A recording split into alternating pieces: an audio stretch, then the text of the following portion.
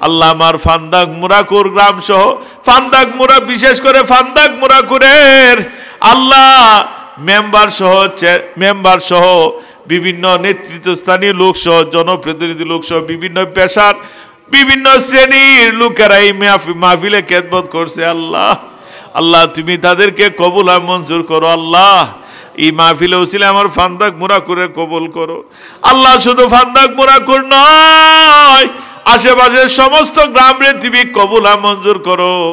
সকলের এই শ্রমের বিনিময়ে তো সুন্দর মাহফিল হয় আল্লাহ এদের ত্যাগরে তুমি কবুল আর মঞ্জুর করো আল্লাহ আল্লাহ আমরারে তুমি দুনিয়া আখিরাত উজালা কইরা দাও আল্লাহ আমরারে মক্কা মদিনা না নিয়া কবরে ডাক দিও না মদিনা না নিয়া কবরে ডাক দিও না আল্লাহ আমরা বারবার মদিনায় যাওয়ার তৌফিক দান করো যাদের মদিনায় যাওয়ার ভাগ্যে লিখো নাই তাহলে মদিনাওয়ালারে দেখায়া দাও আল্লাহ তোমার হাবিবের দেখায় কলিজার ঠান্ডা করে দাও মৌত যখন দিবা ইমানের সহিত মৌত দিও আল্লাহ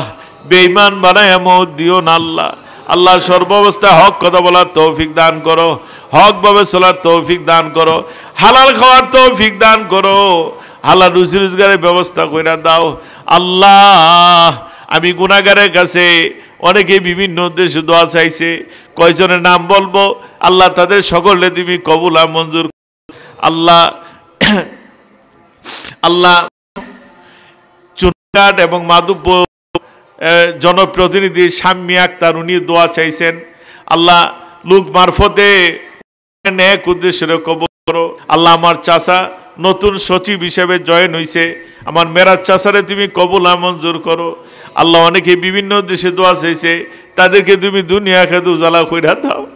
আল্লাহ ফান্দাক মদিনাতুল উলুম মাদ্রাসারে আমি আলিম মাদ্রাসা দেখলে বড় কষ্ট লাগে যত দ্রুত গতিতে তোমার ওয়ালির স্বপ্ন বাস্তবায়ন করতে পারি এই ব্যবস্থা কইরা দাও আল্লাহ এই মাদ্রাসারে 4 বিভাগে কামেল মাদ্রাসা হিসেবে কবুল করো হেফজ মাদ্রাসা হাফিজি মাদ্রাসারে তুমি কবুল করো এতিমখানারে তুমি কবুল করো আল্লাহ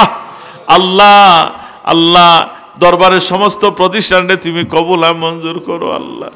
আল্লাহ তুমি আমরা সকলে আল্লাহ তুমি সর্বাবস্থা হক কথা বলার তৌফিক দান করো হক ভাবে চলার তৌফিক দান করো হালাল খাওয়ার তৌফিক দান করো আল্লাহ রুজি রোজগারের ব্যবস্থা করে দাও আল্লাহ আল্লাহ তুমি আমাদের এই দুয়ারে কবুল করো আল্লাহ আল্লাহ আমাদের এই মুনাজাতকে কবুল করো আল্লাহ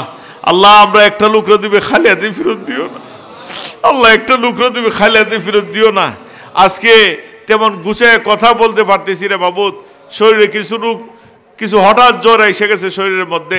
তারপরে আমি এই ফ্যান্ডেল আইতে পারো আমি ভাবতে পারছি না আমি রাতে কয়েকবার ওষুধ খাইছি যাতে এটা থেমে থেমে থাকে তারপর